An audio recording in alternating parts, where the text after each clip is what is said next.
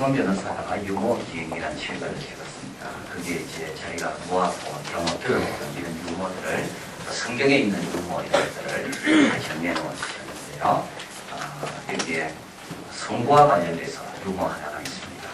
한 후보자가 1시간 넘게 연설했습니다. 자기야말로 국회의원 적임자면 선거 국민을 위해 대단한 일을 할 수 있다고 10번을 들었습니다. 연설을 끝내면서 이 후보자는 질문이 있으면 질문 하나 했습니다. 청중 중에 한 명이 이렇게 질문했다고 합니다. 당신 말고 다른 후보의 이름이 무엇이던가요? 연설이 너무 길어서 힘들어서 다른 후보 뽑아야 되겠다고 질문합니다. 두 번째, 첫 번째 놓친 거 두 번째 잘 놓친 워싱턴에서 진짜 프레스티지한 것이 뭔가 명예로운 일이 어떤 것인가 놓고 정치인 3명이 담론을 벌였다고 합니다. 한 사람이 말했습니다. 가장 명예로운 것, 프레스티지한 것은 대통령한테 당신의 조언이 필요하다고 전화가 직접 걸려오는 거다. 두 번째 사람은 아니다. 가장 명예로운 것은 대통령 집무실에 초대받고 대통령과 1대1로 대화하는, 바로 그 자리에 초청받는 것이 가장 프레스티지 명예로운 거다.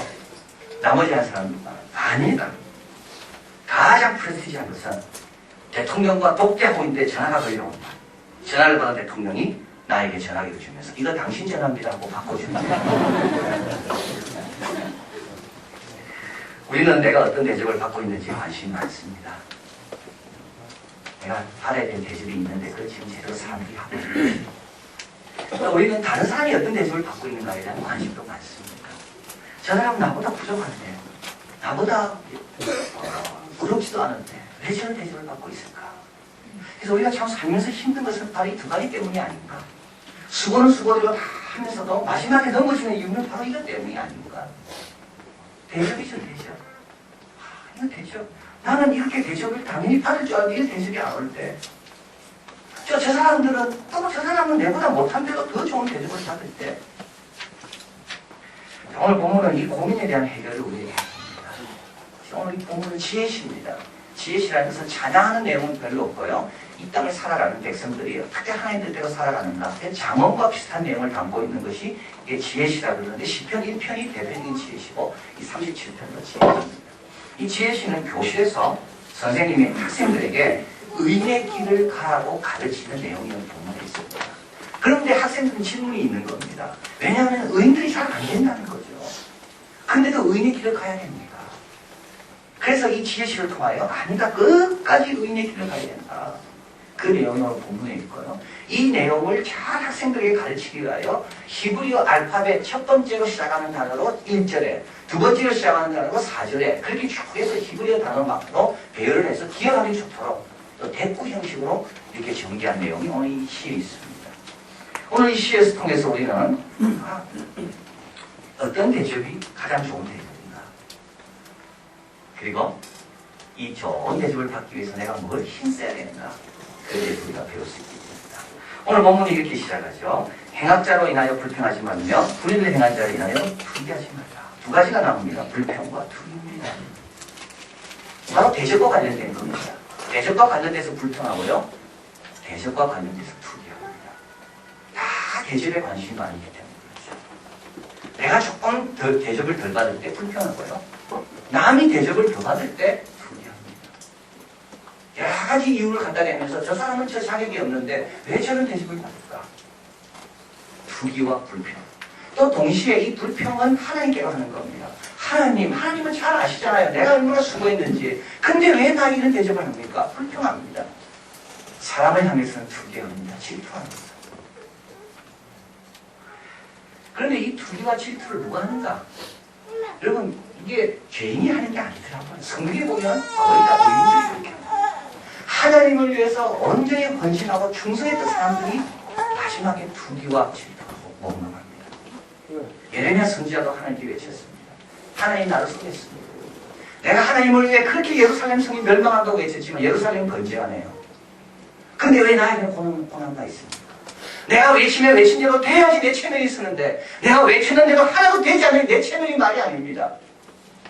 이것도 마찬가지로 내가 어려서부터 내가 음란한 거, 여성을 내가 보지 않고 거룩한 것만 보려고 했는데 왜 나에게 고난이 있습니까? 왜 나를 이렇게 대접합니까?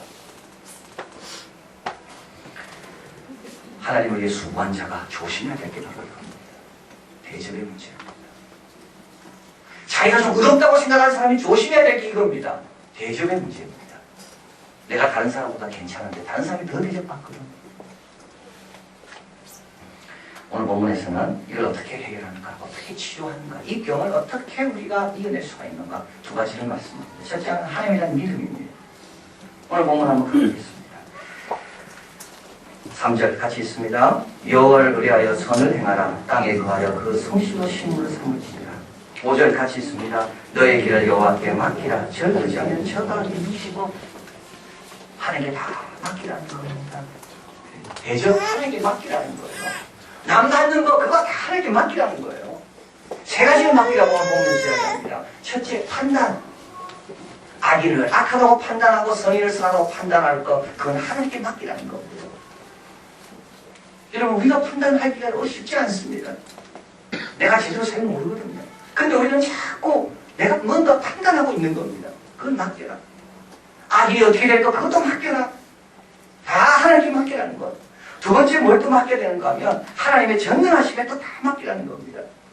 악인이 아무리 꾀를 부려도 내 힘이 닿지 않는다 할지라도 악인이 아무리 상처내는 것 같아도 하나님의 전능하심이 그 악을 선으로 바꿀 수 있음을 믿고 맡기라는 겁니다. 조급해하지 말라는 겁니다.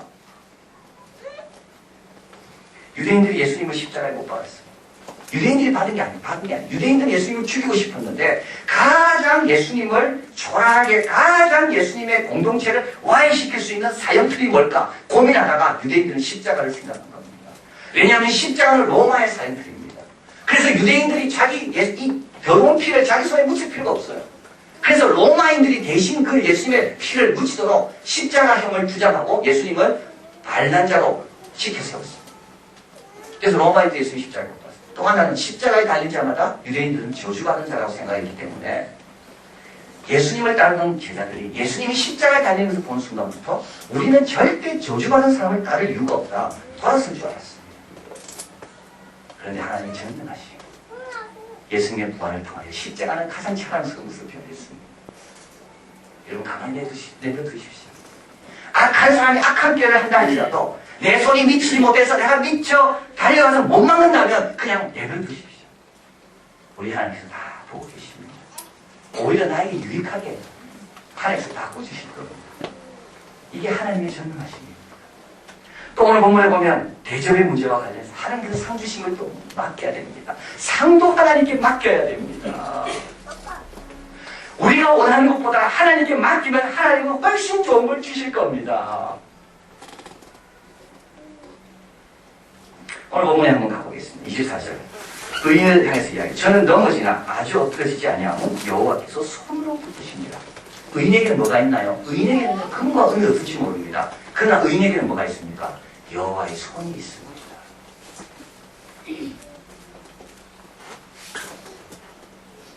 시편 73편에 똑같은 내용이 나옵니다. 여러분 시편 37을 뒤집으면 73이 되잖아요. 73편에 보면 똑같은 내용이 나옵니다. 이 시인은요, 73편 이 시인은 자기가 미끄러질 뻔했다고 말합니다. 왜냐하면 악인들이 잘된 걸 보면서 내가 손을 씻고 눈을 감추면서 내가 죄를 짓지 않고 노력하는 것이 다 헛되구나. 그랬는데 하나님의 성전에 들어가다가 거기서 깨닫게 됩니다. 가장 큰 복음이 뭐라고? 여호와께 가까이 하는 것이 가장 큰 복입니다. 하나님은 우리에게 상전에 뭘 줄까요? 은금 아닙니다. 자신을 주십니다.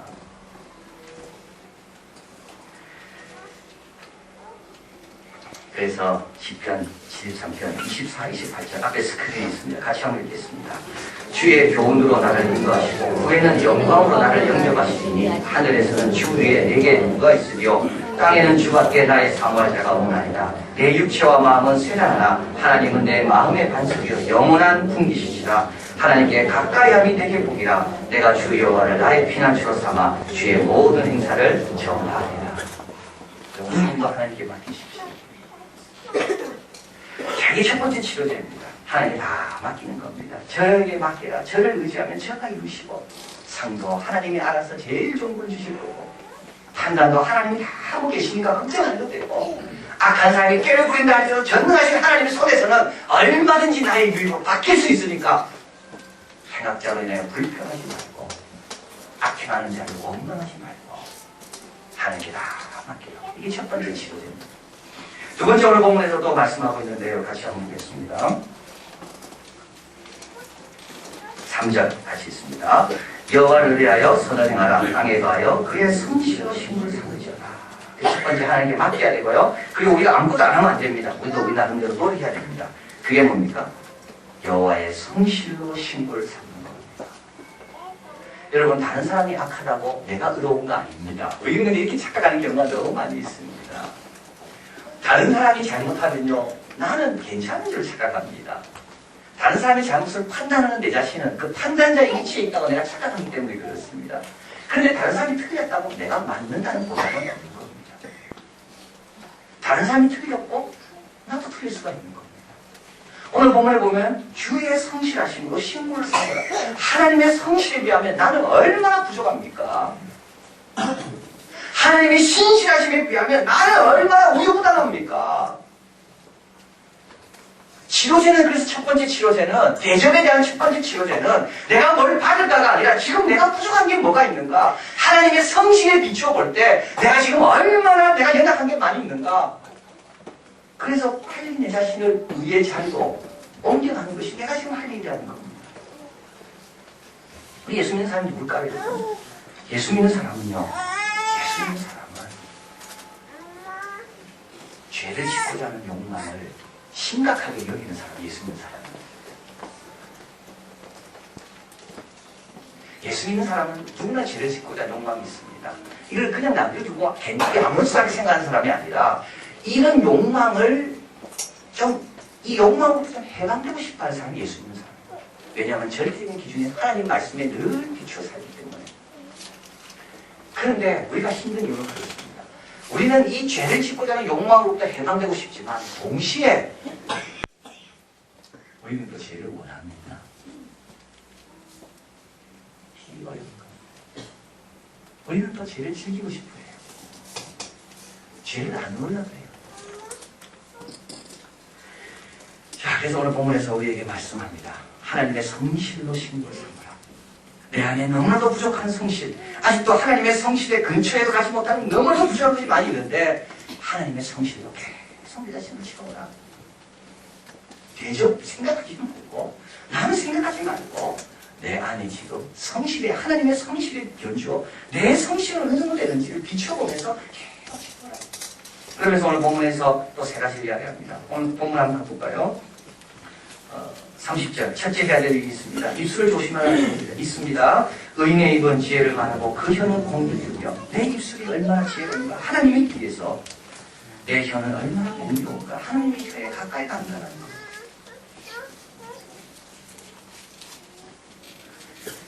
여러분, 참 혀는 너무 어렵습니다. 그렇죠. 혀가 절대 쉽지 않습니다. 이거 기도할 수밖에 없습니다. 하나님 내 혀를 다스려달라고. 내 혀에 지혜가 있게 하시고 내 혀에 공의가 있게 하시고 주님 말씀하는 것처럼 나도 말하게 해달라고.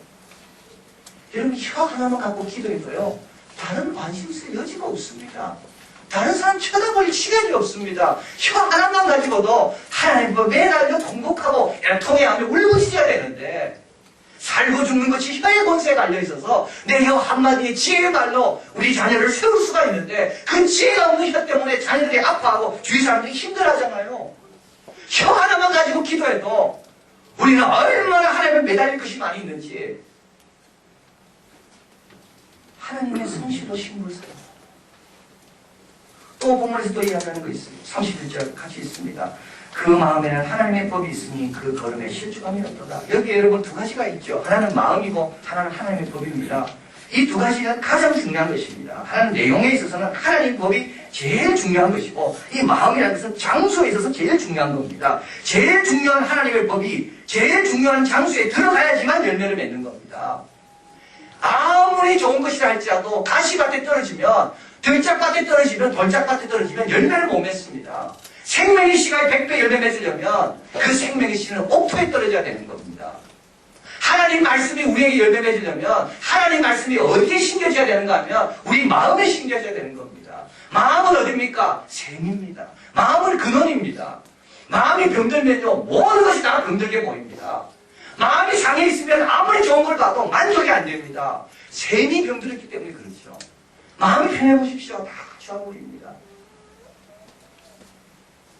마음에 하나님 말씀을 담아야 됩니다. 셈의 근원이 변화돼야 됩니다. 그렇지 않고는 결국 나중에는 다 돌아가게 되어 있습니다. 왜냐하면 근원은 계속 더러운 것으로 가득 차 있기 때문에. 저는 생각해 봅니다. 어떻게 하나님 말씀을 마음에 담을 수 있을까? 세 가지를 해야 될 것 같아요. 첫째 하나는 준비입니다. 여러분, 준비는요, 우리의 마음을 열게 하는 아주 중요한 절차입니다. 우리 청년들하고 미국 가면, 미국 가서는 은혜 많이 받습니다. 미국 가서 새벽기 가면 다 쏙쏙 얼마나 잘 됐는지. 왜 그럴까요? 한국에서도 안 됩니까? 근데 그렇지가 않더라고요. 미국 가기 전까지 많은 준비가 있었기 때문에 그렇습니다. 준비하는 거하고 안 하는 거하고 마음이 열리는 정도가 다릅니다. 주일날 교회 올 때 준비하고 오는 분하고요, 그냥 오는 분하고 설교 들을 때 마음이 다릅니다. 집에서 그냥 성경 읽는 거하고 새벽에 나와서 하나님 말씀 듣는 거하고는 다릅니다. 왜냐하면 준비가 벌써 되어 있기 때문에. 또 한 가지는 자세입니다. 마음이 흐트러지면 자세가 흐트러지듯이 마음을 바로 잡으려면 자세를 바로 잡아야 돼요. 주님 앞에 겸손한 마음을 갖고 싶으면요, 땅바닥에 무릎 꿇으면 겸손한 마음이 생깁니다. 절대 누워가지고는 겸손한 마음 안 생깁니다. 침대에서 내려와서 마룻바닥에 문접시에 무릎을 꿇는 순간부터 나도 모르게 마음이 겸손해집니다. 마음이 어디 있을까요, 여러분? 많은 사람 마음 여기 있다 생각합니다. 마음은 뇌의 작용입니다. 뇌에 자꾸 신호를 보내야 되는 겁니다. 그래서 무릎을 꿇고 준비하고 그러면서 뇌가 내 마음을 자꾸 일어나요. 마지막으로 우리가 마음을 준비하는 것 중에 하나가, 마음의 말씀을 받기 위해 준비해야 될 것 중에 하나는 바로 한 마음입니다. 여러분, 두 마음을 가지고는 절대 하나님의 말씀이 열리는 못 있습니다.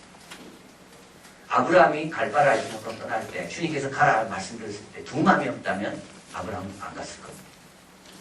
모세 보고도 하나님께서 바로 앞에서 내 백성을 보내라고 말해라 했을 때 모세가 두 마음이었다, 세 마음이었다 이러면 모세는 움직이지 않았습니다. 한 마음이요. 자, 그래서 오늘 우리에게 말씀합니다. 혀를 조심하고, 혀 가지고 기도하고, 혀 가지고 좀 몸부림치고, 그리고 또 한 가지, 마음을 위해 준비하고, 자세를 바꾸고, 한 마음을 갖도록 해요. 그러면은 어디로 가든지 그 걸음이 실족하지 않는다. 마지막으로 한 가지 더, 우리가 하나님의 성실로 식물을 삼기 위해서, 하나님의 말씀을 받기 위해서 해야 될 것이 있습니다. 그건 어디냐면 37절 같이 있습니다. 완전한 사람을 살피고 정직한 자를 구하시하다. 파편한 자의 결국은 평안입니다. 자기는 혼자가 되지 않는다는 거죠. 그래서 이렇게 잘 열심히 사는 사람 곁에를 머물면서 그 공동체의 도움을 받으라는 말입니다. 완전한 자를 늘 살피는 겁니다. 미국의 경제대통령 여태껏 세계가 목격한 가장 강력한 경제 정책 기반가, 그가 누굴까? 그가 알란 그린스팬이라고 이야기합니다. 18년간 미국 연방준비제도 이사회 의장으로 미국뿐 아니라 한국도 마찬가지입니다. 전 세계에 영향을 미친 사람이 바로 이 알란 그린스팬입니다. 이 사람이 최근에 이제 그만두고 책을 하나 냈는데요. 그 책을 보니까 그분이 어떤 분인가에 대해서 잘 나와 있었습니다. 그분은 루마니아 계통의 이민자더라고요. 그리고 어릴 때 아버지 어머니가 이혼하게 됩니다. 그리고 엄마는 재혼하지 않고 이 알란 그린스팬을 키웁니다. 그래서 얘는 사촌들이 좋아했는데, 사촌들과 함께 지냈는데, 방학 때가 되면 사촌들과 함께 뭘 했는가 하면 바닷가에 가가지고 바닷가에 떨어진 동전주기가 취미였습니다. 그 동전 주워가지고 바꿔가지고 야구를 좋아했다 합니다. 그래서 야구 선수가 된 게 꿈이었는데요. 코치가 자기를 보더라. 너는 지금 더 이상 가능성은 없고 이게 너의 최고의 모습이다. 그래서 야구를 포기하고 영화를 보다가 모스 기호에 빠졌는데, 영화를 보다가 전보를 치는 사람을 보고, 그럼 나도 저렇게 좀 전보를 열심히 치겠다. 이 전보에 대한 꿈을 꿉니다. 그러다가 어느 날 클라리넷 연주를 하게 됩니다. 그래서 음악의 재능을 발견하게요. 줄리아 른드를 배우게 됩니다. 근데 그때 자기를 도와줬던 유명한 테너 색스폰 연주자가 있었다는 겁니다. 그 사람이 도와줘서 자기 분량을 발전했습니다. 그리고 이제 경제학을 공부하고 난 다음에 뉴욕 NYU 대학 나와가지고요. 경제학을 공부한 다음에 자기가 하나 회사를 시작합니다. 근데 그 회사는 평가 회사죠. 근데 거기서 누굴 만나는가 하면 러시아에서 미국에 망명한 유명한 철학가를 만나는 거예요. 에인 랜드라는 자유방민주의적인 친자본주의적인 그런 철학가를 통해서 세계가 확 넓어집니다. 그리고 콜롬비아 대학에 입학하면서 바로 자기 오기 전에 연방준비제도 이사회 의장이었던 경제학 교수의 지도를 받아서 그 교수가 가는 길을 가게 됩니다. 제가 그걸 보면서 사람은 혼자 절대 안 되는구나. 사람은 혼자 되지 않는구나. 중간중간마다 나를 자극하고 도전할 수 있는 사람이 필요하다. 이게 뭡니까? 이것도 기도 제목인 거예요. 하나님이 보내주셔야 되는 겁니다. 그래서 철을 만들 때 3단계가 있다 그러잖아요. 저번에 한번 말씀드렸어요. 철을 녹여야 됩니다. 그래서 철감들을 녹여야 돼요. 근데 녹인다고 되지 않습니다. 주물에 넣어서 성형해야 돼요. 어디에 넣느냐에 따라서 녹인 것의 모습이 달라집니다. 그리고 그 성형체로 오래 굳어져야 됩니다. 한 번만 봐서는 되지 않는다는 거죠. 좋은 것을 계속 보면서 굳어질 때까지. 자, 오늘 주님께서 우리에게 예수님이 약속하신 것이 그렇습니다. 의에 줄이고 목마르면 너희가 배부를 것이다. 이렇게 노력하는 것은 절대 헛된 것이 아니다. 그래서 더 이상 행하는 자로 불평하거나 잘 되는 자를 투기하지 말고 여호와의 성실로 식물을 삼으려고 노력해라. 그러면은 하나님이 인정하시는 의인의 중에 드는 또 여호와의 거룩한 곳에 거하는 그 의인의 모습을 갖게 될 것이고 하나님과 함께 역사를 열어가는 귀한 종들이 될 것이다.